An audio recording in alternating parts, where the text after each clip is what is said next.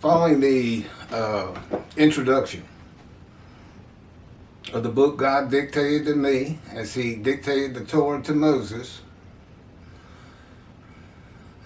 and each of the books of the prophets written by that prophet. The prophets, because they talk to God and they tell us what God is saying. And that also makes them men and divine beings. Spirit alights upon them, like in chapter 11 of Isaiah regarding the Moshiach, and God is in his spirit. It's two divine beings and a man and divine beings. Okay, chapter 1. We're redoing the entire book. I had just redone all the chapters, but we've already reposted it about 7 times, and it's already starting to wear a little bit. And I got all my equipment out, so we're gonna do it again. There'll be one more repost of the ones we just finished, and which comes up to 67. It was around 50, but it's all those part 1s and part 2s and 21 part 11 with Rashi. I don't know why I can't get my memory card to just go without stopping. It stops at 30 minutes every time. I just went through every function on my camera and I don't see where any change would be helpful. We are trying to put more light into it. I've moved my light fixture. Okay, the Leper scholar.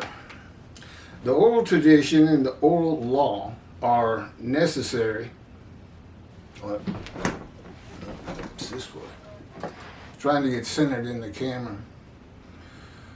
Are necessary for an understanding of the laws given to Moses by the Lord, such as how you keep and observe the Sabbath of Exodus, chapter 31, verse 16, must be determined in the oral tradition.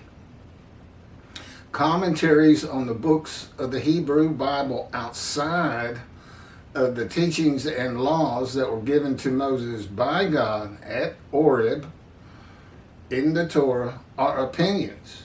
And there were many disagreements amongst the sages and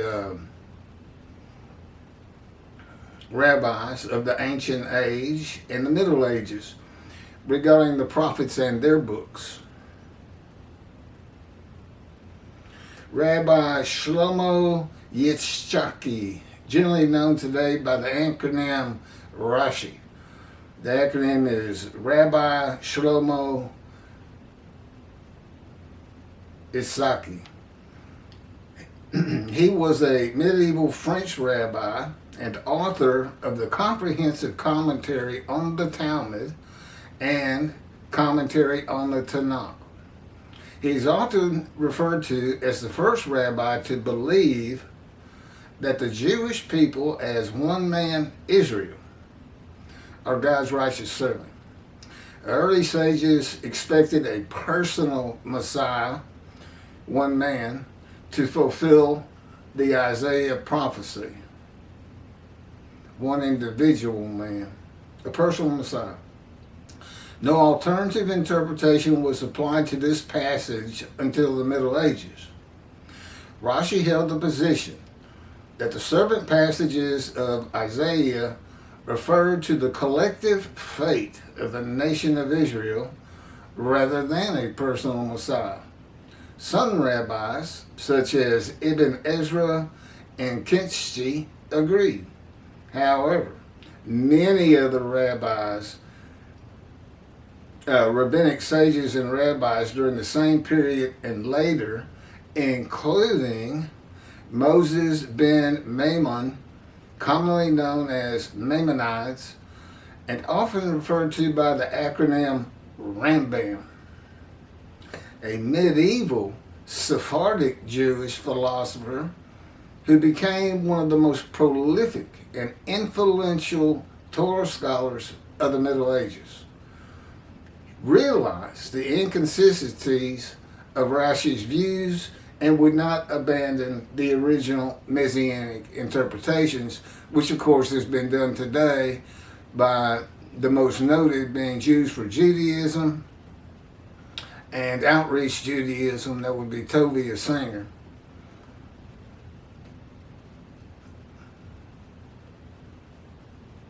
Tovia's got some 66,000 followers, and I don't know what Jews for Judaism has, but I suspect it's even more, but I'm not sure about that. Rashi's commentary on Isaiah 52, 13 through 15, supporting his position, conflicts with his commentary on the book of Zechariah, chapter 1, when he says, okay, that's Rashi's commentary on 52, 13 through 15, and all of 53.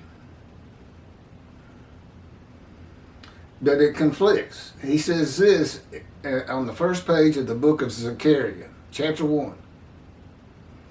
The prophecy of Zechariah is extremely enigmatic because it contains visions resembling a dream that requires an interpretation. We cannot ascertain the truth of its interpretation until the teacher of righteousness comes. Teacher of righteousness is the personal Messiah described in Isaiah 53. So here if that was his opinion, he didn't have it when he was going through and adding commentary to the book of Zechariah. So I don't know when he supposedly changed, or if he had changed back and abandoned it. I don't know. I don't know if anybody knows. The teacher of righteousness, Rashi, awaits as God's righteous servant of Isaiah 53. He is referring to a particular man and not the people Israel, which would include himself. Rashi is known for inconsistencies in his interpretations. Some of the first written interpretations, or targums, which is ancient paraphrases on biblical texts, that's a targum, see Isaiah 53 as referring to an individual servant, the Messiah, who would suffer. Messianic Jewish Talmudist Frackneel Freiland recounts those early views. Quote, our ancient commentators with one accord noted that the context clearly speaks of God's anointed one. That would be Isaiah 11, the Messiah. The Aramaic translation of this chapter, ascribed to Rabbi Jonathan ben Uziel, a disciple of Hillel, who lived early in the 2nd century, Common Era, begins with the simple and worthy words. Excuse me. Behold, my servant Messiah shall prosper. He shall be high and increase, and be exceedingly strong as the house of Israel. Look to him through many days, because their countenance was darkened among the peoples, and their complexion beyond the sons of men. And this is in parentheses, Targum Jonathan on Isaiah 53 ad locum. We find the same interpretation in the Babylonian Talmud. What is the Messiah's name? The rabbi said his name is, and this is in quotes, the leper scholar. As it is written, surely he hath borne our griefs and carried our sorrows, yet we did esteem him a leper, smitten of God and afflicted. That's from the Sanhedrin, 98 small b. Similarly, in an explanation of Ruth, chapter 2, verse 14, in the Midrash, Rabbah, it states, he is speaking of the King Messiah. Come hither, draw near to the throne, and dip thy morsel in the vinegar.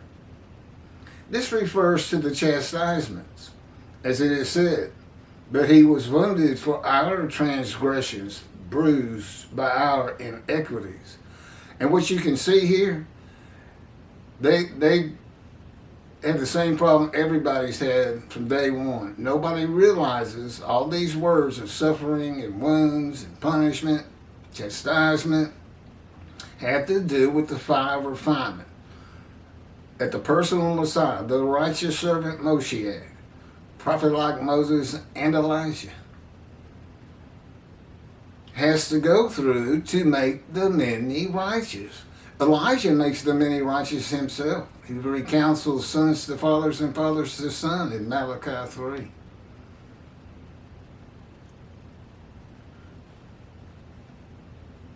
I don't know why dipping thy morsel in the vinegar is a chastisement, by the way. The Zohar, in its interpretation of Isaiah 53, points to the Messiah as well. There is in the Garden of Eden a palace named the Palace of the Sons of Sickness. Somebody's making something up. I feel like I'm reading Rambam. This palace the Messiah enters, and he summons every pain and every chastisement of Israel. All of these come and rest upon him. And had he not thus lightened them upon himself, there had been no man able to bear Israel's chastisements for the transgressions of the law, as it is written, surely our sickness he has carried. That's the Zohar, Roman 2, 212, small case A. The rabbis today who believe Isaiah 53 describes the Jewish people have been left to their own analysis in their interpretations, and there are different opinions on how the Jewish people fulfill the verses of Isaiah 53. Rabbi Tovia Singer of Outreach Judaism and Jews for Judaism both believe Isaiah 53 describes Israel. And they disagree with each other in their analysis, their commentaries. This is not unusual. Rabbi Nachmanides often disagreed with Rabbi Maimonides, Rambam. Tovia Singer follows the Christian belief that God sacrifices his children by applying the animal atonement and worship laws of the Torah to human beings. The murderers of the Holocaust is who I'm referring to, who weren't unblemished rams. They were all blemished. I'm sure that all man is. And Jews for Judaism believes in an exaltation by the world of the Jewish people, which is not in the Hebrew Bible. If you want to find any source for it, it's going to be Rambam. It will never happen. The Jewish people were formed by God to test the world. He knew they would hate them. But what do you think is going to change about the Jew that's going to change 2 billion Christians and have them disavow Jesus and 2 billion Muslims disavow Allah? What do you think is going to happen? His whole commentary is based on that concept, and he still doesn't explain God chose to crush him by disease. Okay, that would be all Jewish people gathered as one man. God afflicts him. That would be all Jewish people as one man. When did that happen? Generally, it happens at birth. God afflicts you. You're born disfigured, blind, deaf, lame, crippled, something like that. I'll tell you what, I've looked at your commentary and you don't address it. What's his name? Kravitz and Skoback. And how about Tovia Singer? How do you get 6 million dead people that are exposed to death but given long life? And how is 6 million of some 20 million in the world or something like that, all the people gathered as one man Israel? And when did they go out and make the many righteous, this 6 million? Or are they just guilt offerings and Hitler is the righteous servant? I mean, that makes more sense than anything. If all 6 million fit into the 53:10 verse that he offered himself for guilt, which is the proper interpretation. Toby is known for his fluency in Hebrew, but he dropped the ball here. If he thinks that says guilt offering, I've got an awful lot of people who disagree with him. And it certainly wasn't a cue from God to go to Leviticus, revive his animal sacrificial and worship laws, which only God can do. It's his laws if he wants to revive them. And then change it, add to the Torah. Puts in human beings. 6 million of them are guilt offerings. Well, it means you can offer any human being as a guilt offering, I suppose. If you can find one that's unblemished. And the ovens of Auschwitz and the other death camps are not altars of God, which is part of the sacrificial system. He should have just stuck with the personal Messiah. Moshiach is coming, and he's the man in 53, and agreed with the sages. And you would think Skobach would too. I can't tell you how many times I've heard him say, or maybe it's the same video over and over. Our sages say. My answer to that is always, what do you say? That was like 2,000 years ago. In a time of illiteracy, no universities, no schools. Our sages say. I'm not saying they weren't great for their time, but you can see Rambam just making stuff up left and right and misinterpretations. I'm sure he was one of the greatest of his time, and a physician to boot. I think in Egypt. You know what he probably believed in this day of medicine and science and knowledge? Putting leeches on people and draining their blood to get a sickness out of them. Yeah, you got to be careful when you start, idolizing people from long ago. You got to consider when they lived and what they believe. Resurrection of the dead is the other. We believe in a spiritual heaven today. After a period of enlightenment in the common era that is here today through computers, and it's provided for in the Hebrew Bible, chapters 1 and 10 of Ezekiel is a spiritual heaven, shows you a spiritual heaven. The eyes on the creatures and in the wheels of the wheelworks in chapter 1 that become cherubs in chapter 10, but Ezekiel says it was the same vision, rises to the house of God, and God is there. Those eyes are the spirits of the Jewish people in Israel. Doesn't say it leaves Israel, by the way. Might be a good reason to come back, Jews across the world, but they won't.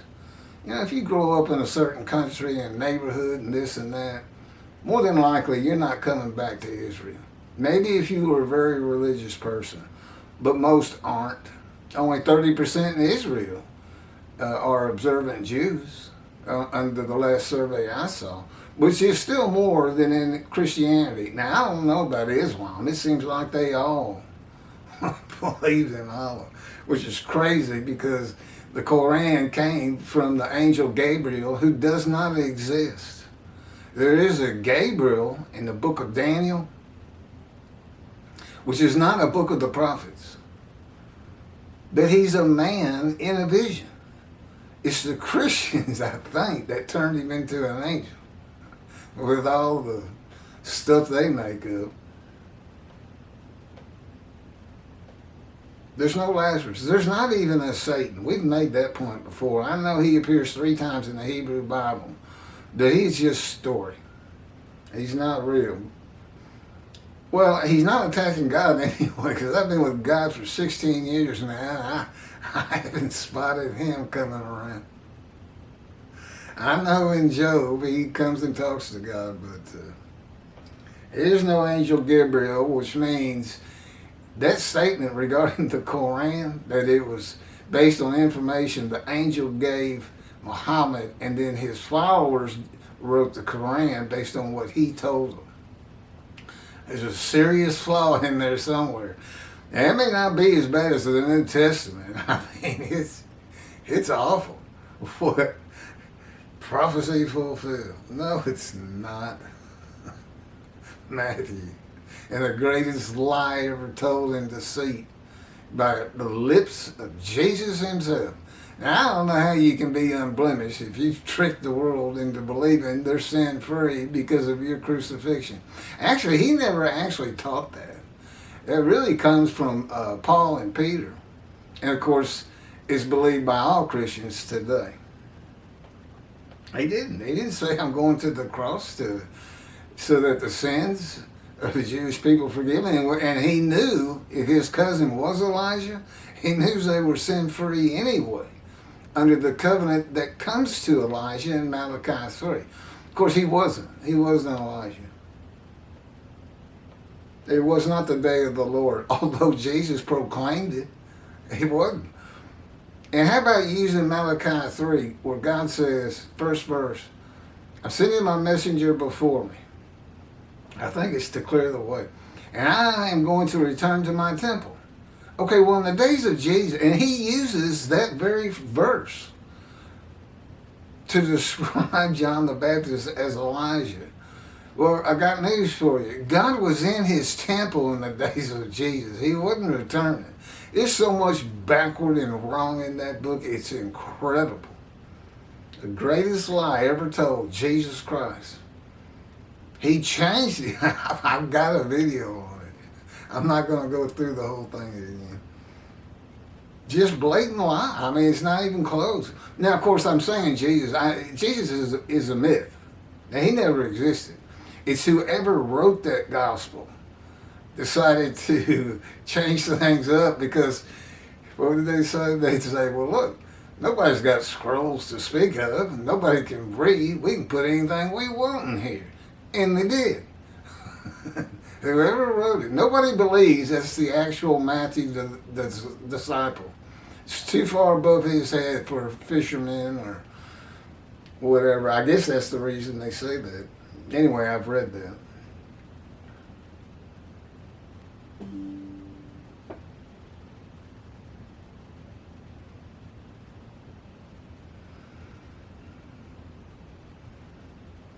It's got a message, something on Xfinity Wi-Fi. Are we still connected? I guess it doesn't matter.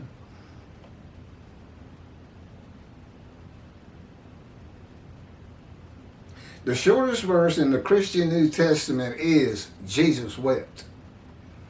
He had just raised Lazarus from the dead, and still the people did not believe he was who he said he was. There is no description of him. It is certainly not Isaiah 53. Judaism does not seem to realize how important a description of God's servant David, a shepherd, is for the building of the third temple.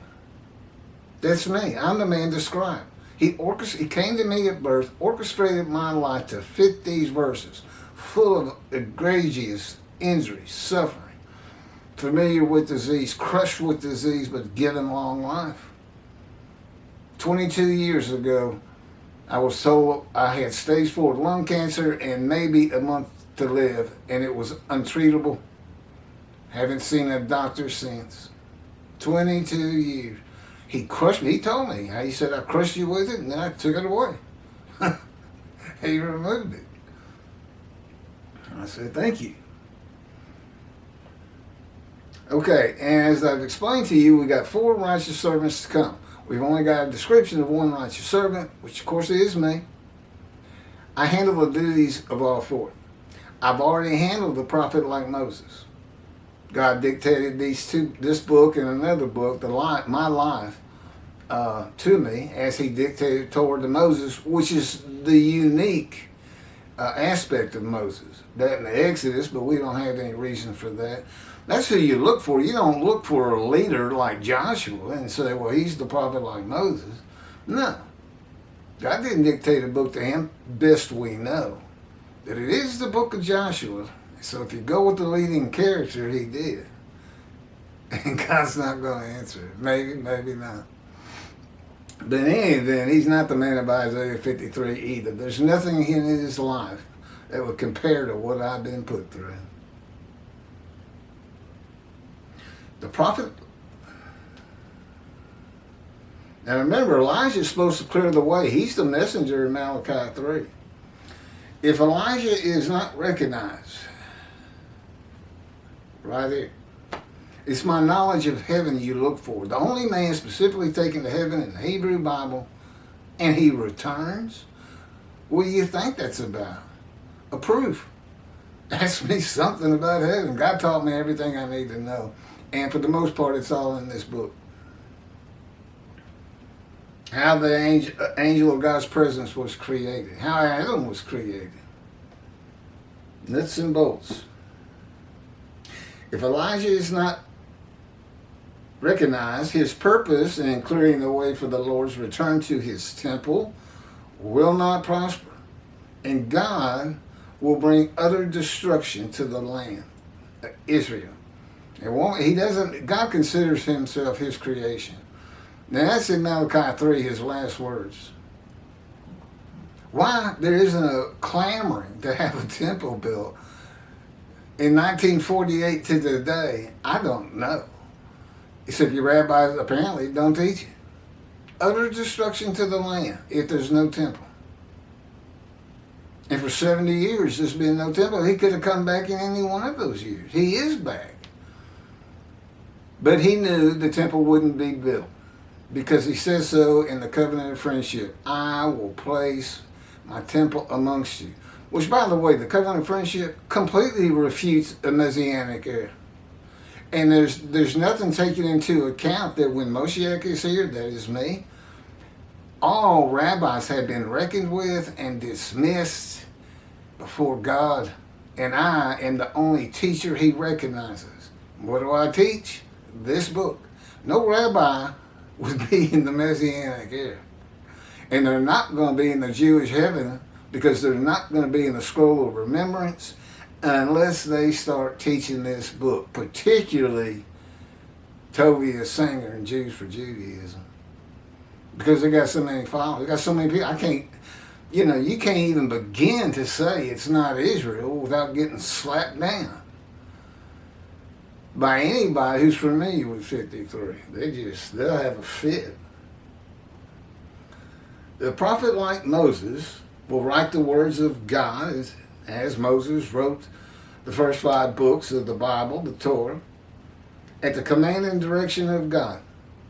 Orthodox Jews commonly believe that, quote, Torah from heaven is the central tenet of the Jewish religion. This is divinely received by Moses because God gave it to him. In Orthodox circles, it is understood to mean that God dictated the entire text of the first 5 books of the Bible, with the possible exception of the last 8 verses of Deuteronomy. Is that where Moses died? Anyway, to Moses, and then wrote it down. If he is not recognized, and again, that's me, I'm his representation. The prophet like Moses. He speaks to me, I speak to the Jewish people, those that want to listen. If he is not recognized, no one will know that what he writes is Scripture, the written word of God. He wants Judaism out of antiquity and into the modern times. Knowledge. Believe in a spiritual heaven. Well, Rambam's 13 principles of Judaism, the 13th one, is a belief in the resurrection. But take it out. Change it. Or delete it. And say, from now, I don't know, do it any way you want to do it. But you should get the resurrection out of it, just like the Christians should tear off the Old Testament and pretend they never attached it to their book. Because that's primarily why God's wrath is upon them today. From Isaiah 51. And mind you,